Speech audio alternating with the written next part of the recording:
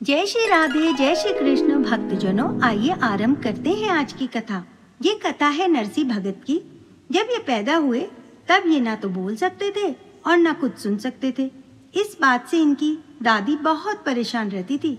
उनके गांव में कोई भी संत आता तब वो जरूर नरसी जी को उनके पास लेकर जाती थी। एक दिन एक संत आया और उन्होंने नरसी जी को देखते ही कह दिया कि एक दिन ये बहुत बड़ा भक्त बनेगा। संत ने कहा, सुनो माता, इस बच्चे को मेरी गोद में दे दो। बच्चे को पकड़कर संत ने उसके कान में बोला, राधा कृष्ण।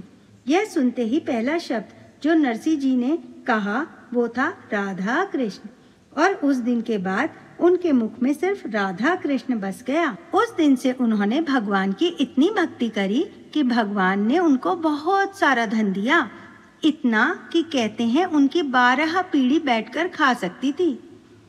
उसी बीच उनकी एक बेटी हुई नानी बाई। उनकी शादी उन्होंने बहुत बड़े घर में की और इतनी धूमधाम से की कि उसके बाद नरसी जी के सारे पैसे ही खत्म हो गए।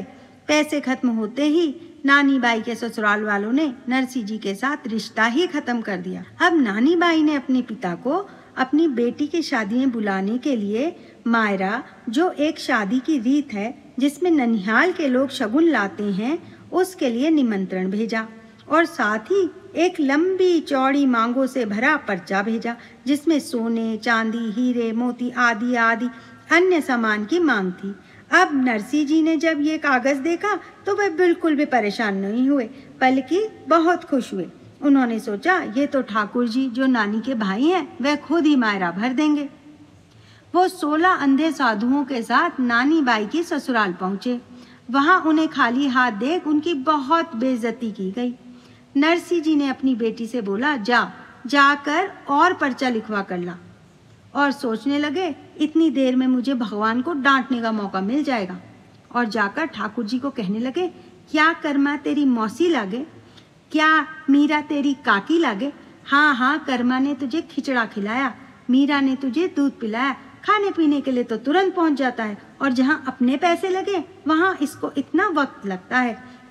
नरसी जी की प्रार्थना सुनने के बाद ठाकुर जी महाजन का रूप बनाकर आते हैं, जिन्हें सेठ जी, व्यापारी वह भी कहा जाता है।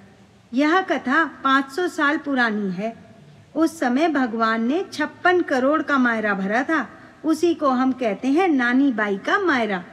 आज की कथा बस यहीं तक। मिलते हैं एक नई कथा के साथ। भक्त वत्सल भगवान की जय। राधे राधे।